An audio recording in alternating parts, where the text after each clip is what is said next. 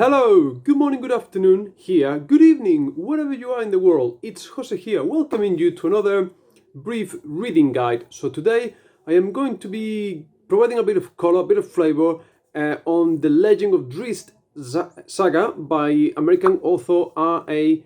Salvatore, Robert Salvatore, Legend of Drizzt, which is sitting somewhere here on my shelf.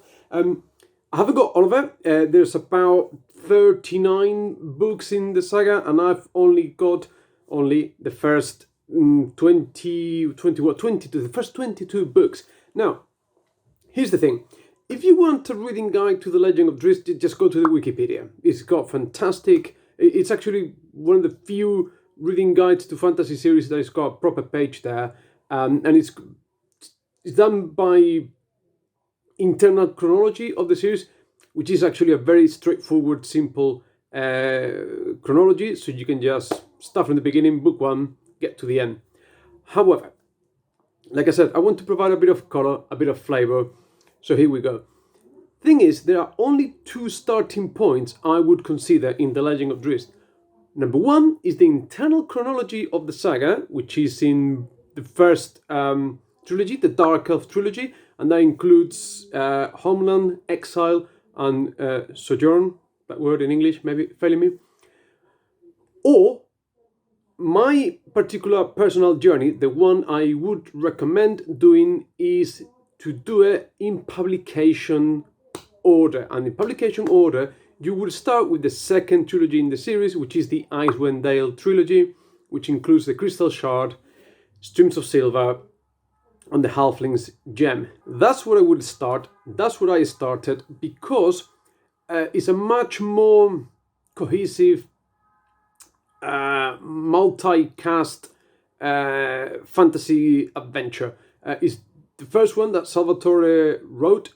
There's a lovely video where he explains how he started it all, why the saga takes place in that part of the Forgotten Realms that it does, and how, anyway, there's all that.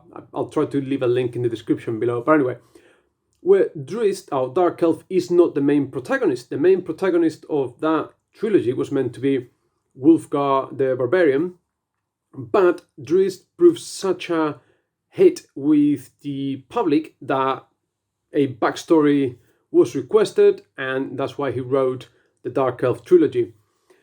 Dark Elf Trilogy, my issue with it is that it starts super strong. The world that Salvatore creates of the Dark Elf Society in Men's Ransom is really, I wouldn't say compelling, but it is compelling reading. It is fantastic. The first book is great. How messed up that tyrannical, matriarchal society is, and it's great. However, the book suffers a lot. There's a middle lull there where Drizzt is just aimlessly wandering through the caves of the underworld that is fairly weak. And the ending is a little bit, I would say, rushed maybe, but it's a bit silly. And whereas the first trilogy, Icewind Dale, was meant to be written as a fantasy adventure, and it's got some elements of the Dungeons and Dragons game, but not very clear. In the Dark Elf Trilogy, there are some very obvious references to the game, to which Salvatore is a keen player. He's been playing since first edition. He's tried every single edition of the game. So as the series goes on, more and more elements of the game with the new editions that happened are incorporated into the series. So to the point where either TSR or Wizards of the Coast asked Salvatore to kill off the main antagonists, Artemis and Treri, because they've removed the character class assassin from the game, to which he finally replied, and Treri is not an assassin, he's a warrior thief that takes money in exchange for people's lives. So there you have it. So those two trilogies, Dark Elf, Icewind Dale first, then Dark Elf, and then you continue on from there with Legacy of the Drow, Paths of Darkness. You jump into the Hunter's Blades trilogy. That's the next one. If you look on the Wikipedia article, there's something called the Sellswords, and I've got them here. Which one is it? The Sellswords trilogy is this one here. But that is not a Dark Elf Trilogy. It's a side one which focuses on the characters of Jarlaxle and Artemis Entreri and the evil dwarf Abraga. So you could actually quite easily skip it. However, if you really enjoy those secondary characters in the saga, then read it because it's really good fun. Lots of fantastical elements. You know, demon wizards and stuff like that. It is Forgotten Realms. So it's a good exploration of side characters, but not essential to the internal saga of the Dark Elf. Then you've got the Hunter's Blades trilogy, like I said, which is fine. Then you've got Transitions, the Orc King, the Pirate King, and the Ghost King, which is the last one I've got. That's where I stopped reading because kind of the internal overriding arc of the whole saga, for me, ended in a kind of a weird place after Hunter's Blades with the two swords. In that trilogy, basically, I thought it started with a really good idea and really good concept, and it is that there is this super powerful orc that manages to unite all the, orcs are meant to be these horrible, disgusting creatures that, gang up in unorganized groups and they just terrorize the common folk. But this super powerful orc manages to get them all together. He's channeling the orc god, and they eventually settle outside the dwarf kingdom of Mithril Hall in some unstable peace. Now, that would never happen in game culture, in the Forgotten Realms stuff. So when you are sort of building up to this huge confrontation between the dwarves and the orcs, it doesn't happen. And that was a little bit weird. It's a little bit weird. Also, you've got the whole history of Wulfgar the Barbarian, and I don't want to spoil much, but he goes through some massive inner personal journey of torture and blah, blah, blah, blah, blah, blah. And that sort of gets dealt away with some sort of slightly limp, wet fart, and he goes away. And he just literally, he just goes up the mountain and disappears.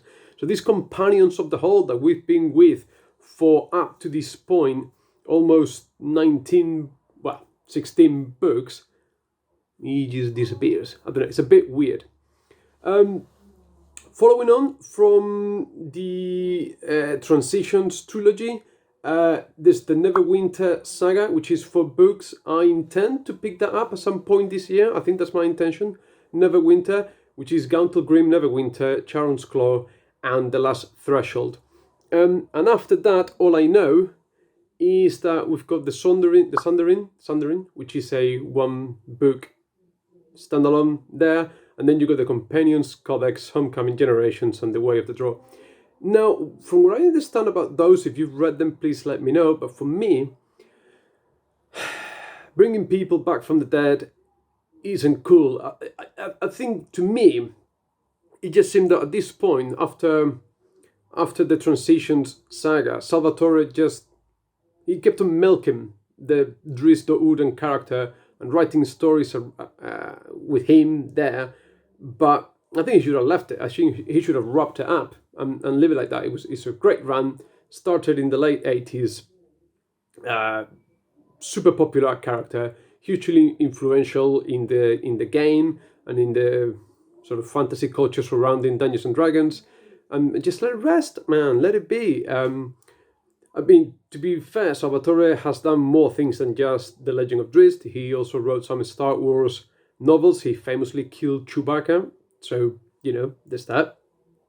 And he also wrote some background world building for some massive online computer game, this, that, and the other. But obviously, Legend of Drizzt is his baby thing, his creature, is what's making him money. And, 39 novels, depending on whether you count sellswords, seems to be an awful lot to write about a single character. How much can you go on about it? Another thing that puts me off a little bit about continuing with this Legend of Drizzt thing, which I will pick up the next 4 books, like I said before, but anything, is that it seems to end up repeating itself. It looks like Salvatore has run out of ideas. So basically, at some point in the beginning of the saga, Bruno Battlehammer, the dwarf, goes on to reclaim an ancient dwarf kingdom of Mithril Hall. He goes, reclaims it, they settle there. That's where we had the issue with the 1,000 orcs and all that stuff. Anyway, but what is the Neverwinter saga all about? It's about Bruno Battlehammer wanted to go back and reclaim the old dwarf kingdom of Grim. So like we just recycling and respinning ideas, coupled with we're gonna resuscitate and bring back from the dead all characters that we killed before, because we don't know how to move forward with our story without the same people. Makes me think that, you know, as I said, Transitions is probably a week, and where the whole saga should have ended perhaps weekly. And like I said, just, you know, too much. It's all too much. So, to wrap up, to summarize everything I said, start with the Icewind Dale trilogy. Go in publication order. That's what I did. Really enjoyed it. If you like it, it's kind of nice to start here, do a bit of a flashback, and then the flash forward works great, and see how far you can read these novels without getting fed up. I think maybe that is the challenge. Anyway, this is all I've got for today. Thank you so much for watching. Please, as usual, like, subscribe, comment, let me know what you think. Spread the message, spread the love, take lots and lots of care, and I'll see you next time. Bye.